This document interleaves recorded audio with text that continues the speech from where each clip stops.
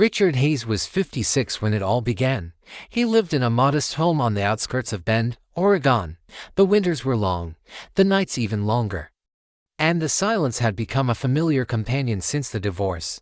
His son, Michael, had moved out years ago, chasing jobs, girlfriends, and eventually disappearing altogether. Their relationship was distant, some texts here and there, nothing deep, nothing lasting. So when the doorbell rang that cold January night, Richard wasn't expecting anyone. He opened the door and there she was, Rachel, his former daughter-in-law. Her coat was soaked with snow. Her cheeks flushed from the cold, but what struck Richard most wasn't the desperation in her eyes, it was the swelling of her belly. She was pregnant, and alone. "I didn't know where else to go," she said, voice trembling. "I'm sorry." Richard didn't ask questions. He simply stepped aside and said, "Come in." He made her tea. She warmed her hands near the fireplace. The room filled with silence, broken only by the sound of the wind against the windows. Over the next hour, she explained, Michael had left.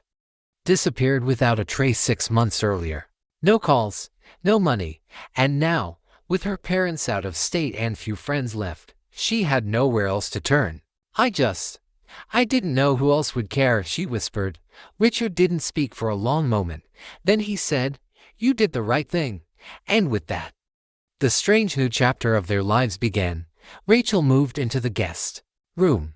Richard gave her space, but helped where he could, driving her to appointments, cooking dinner, fixing the loose floorboards in her room. At night, he would sometimes hear her crying softly through the walls. He never asked why, not yet. What began as an uncomfortable arrangement slowly turned into routine. They talked more, laughed occasionally.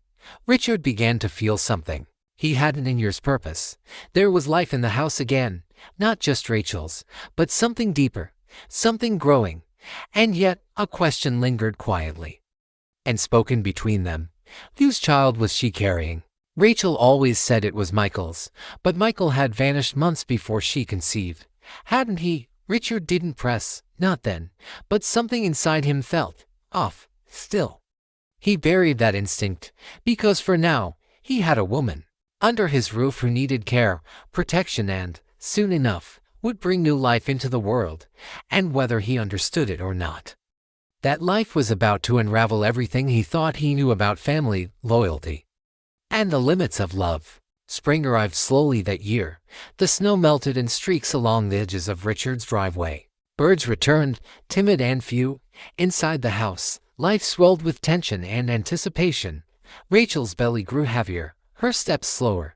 Richard became more attentive, quietly stocking the fridge, setting up a crib in the corner of the guest room, teaching himself how to sterilize baby bottles using YouTube tutorials he barely understood. They never discussed Michael anymore. It was as if his name carried a weight too dangerous to lift. On a quiet Sunday morning in early April, Rachel went into labor. Richard panicked. He wasn't ready, not mentally, not emotionally, not practically, but instinct took over. He helped her into the car. He drove through blinking red lights, muttering prayers he hadn't said in years. At the hospital, he stayed by her side as long as the nurses allowed, gripping her hand when the contractions made her cry out in pain. Hours passed. Then, at 3:12 p.m., a boy was born. Healthy, quiet, alert. Richard held him for the first time in the hospital room, wrapped in a blanket like a secret. His hands trembled. The baby blinked slowly, as if already trying to study the world. Rachel looked at Richard and whispered, "He needs a name." Richard said nothing for a moment. Then, "Evan." Rachel smiled softly. "Evan," she repeated. "That's perfect." For the first few weeks, the house turned into something unrecognizable. Diapers, bottles, cries at 2 a.m. Rachel struggled with fatigue and emotional swings, often crying without reason.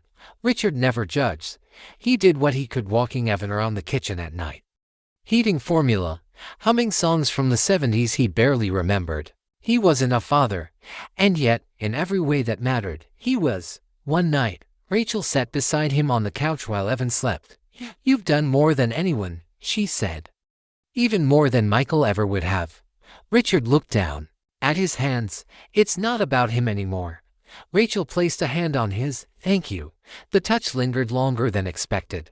Something flickered between them, soft and certain, but then Rachel pulled away and said, I think I want to do a genetic panel, just to make sure Evan doesn't have any health issues. They offer a free one through the pediatrician. Richard nodded. It made sense. Routine. But deep inside, the same unease returned, quiet, persistent. He didn't understand why. He had no reason to. Until the results came. Until a nurse called Rachel, confused, saying something was off. Until they suggested retesting the paternal DNA to rule out an error. Until the impossible truth began to crack the surface. The envelope was thinner than expected. Rachel sat at the kitchen table holding it with both hands, as if the paper inside might burn through her skin. Evan was asleep in the nursery, his soft breathing barely audible through the baby monitor. Richard stood nearby, silently drying dishes with a towel that had long since gone still. I don't know why I'm nervous, Rachel said with a nervous laugh. It's just a routine check. But they both knew it wasn't. After a long silence, she opened the envelope. Her eyes scanned the words, then stopped, her face drained of color. Richard felt his stomach knot. What does it say? She didn't answer right away. She read it again and again. Then finally, her voice came out thin and shaking. It says, the paternal matches you. The room froze. Richard blinked. What? Rachel looked up. It says Evan's father, genetically, is you. He laughed. It wasn't a real laugh, more like a reflex. That's not possible. That's some lab error. But Rachel was already on her feet, pulling up the lab's website, calling the clinic, pacing the room like her body didn't belong to her anymore. The clinic confirmed the result twice. No error, no doubt. Richard Hayes, age 56, retired contractor, father of one, was the biological father of Evan. But we never, he muttered. Rachel stopped pacing, and then her voice, trembling and almost inaudible, said, there's one night, I don't even remember it clearly, after Michael left. I was drinking. I was angry. You were helping me up the stairs. I fell. You caught me. I don't know what happened after that. Richard's knees gave out. He sat heavily in the chair.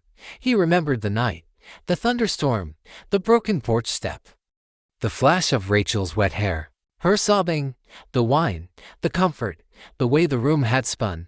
He remembered waking up on the couch the next morning. Had they? No, he wouldn't. He couldn't. But the test said otherwise. The test didn't care about memory, or intention, or guilt. It just gave answers. The days that followed were a blur of confusion, silence, and buried shame. Richard didn't eat.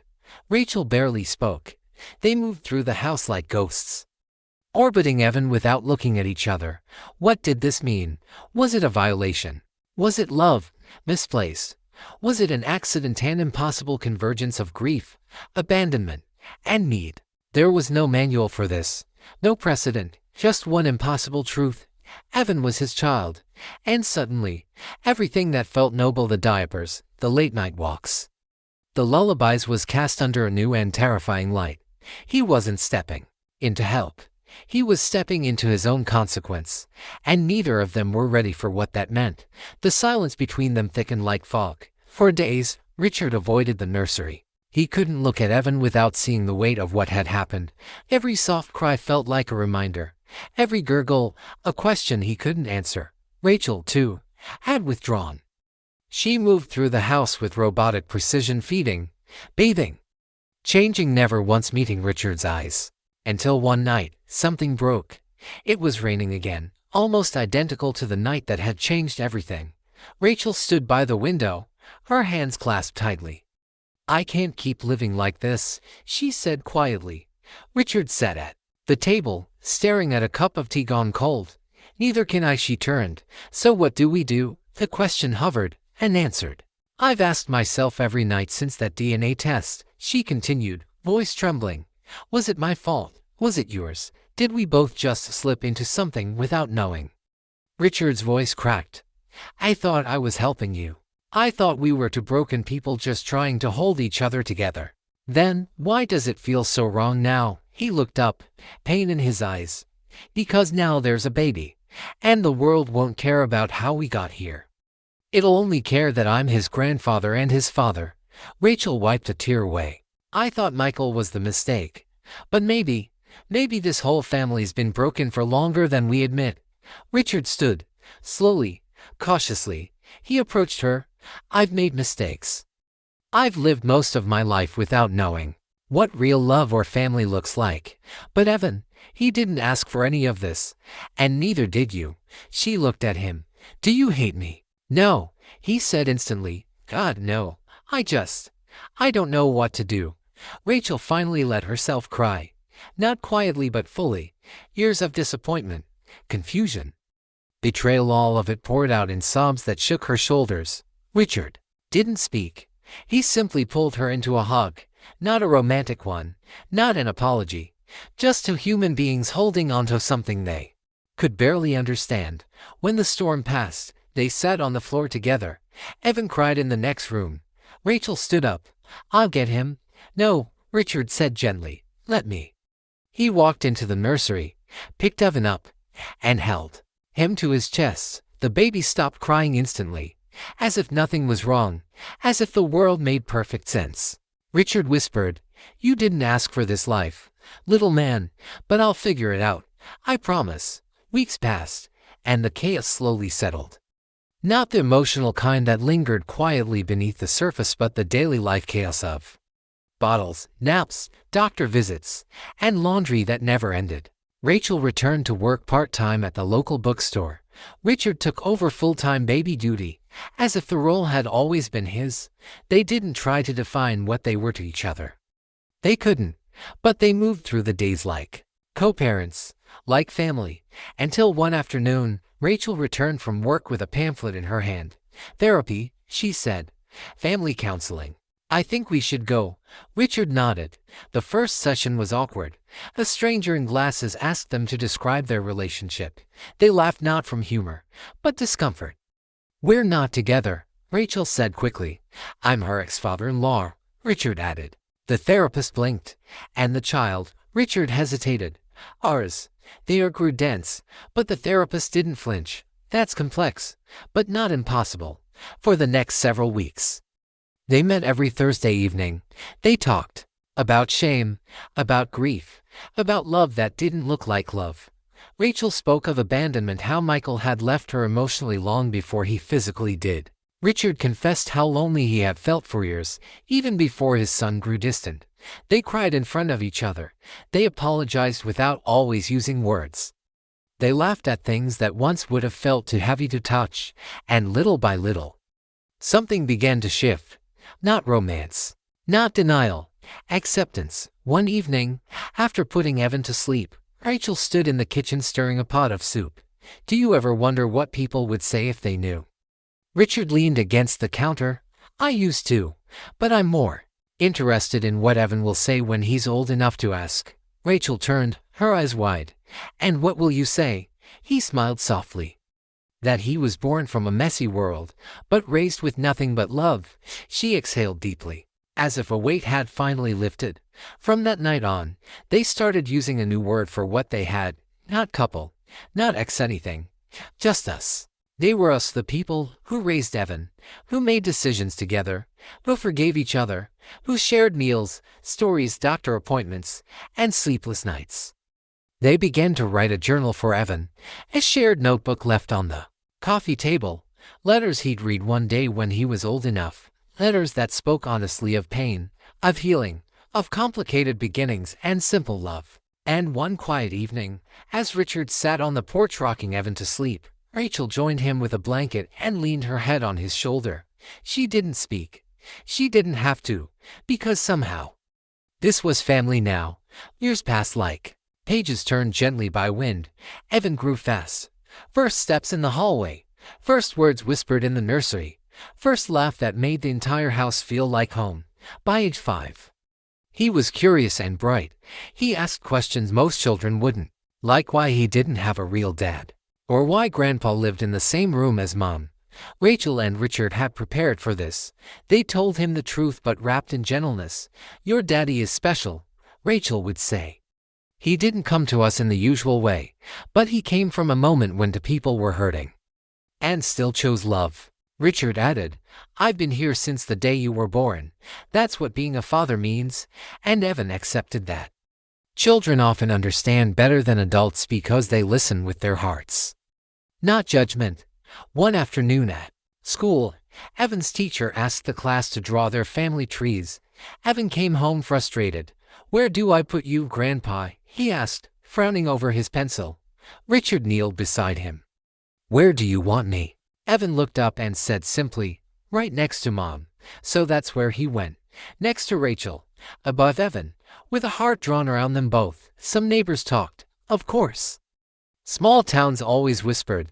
There were rumors, judgments. But those who knew Richard and Rachel well never questioned the love in that home. They saw men who never missed a soccer game, a mother who gave her son everything, a child who laughed often and hugged tightly. That was all that mattered. Years later, when Evan turned 18, Richard gave him the journal, the one he and Rachel had written over the years. Evan read it in silence, page after page. Tears welled in his eyes, but he didn't look away. When he finished, he closed the book, sat beside Richard on the same porch where he had once been rocked to sleep, and said, "You gave me more than I ever needed." Richard, now graying and slower, smiled. "I gave you what I had, and somehow it became enough." Evan hugged him tightly. "You're my dad. No DNA test can define love." And in that moment, everything was forgiven. The past, the confusion, the guilt, because what remained was only love. Rachel eventually remarried. Richard never did. But the three remained a kind of chosen family, forever bonded by Evan, and by the strange, winding path that brought them together. And when Richard passed, quietly and peacefully in his sleep at the age of 81, Evan stood at his funeral and read a line from the journal. "Sometimes love doesn't come in the form we expect, but when it stays, when it shows up every day, that love is more real than anything else in this world."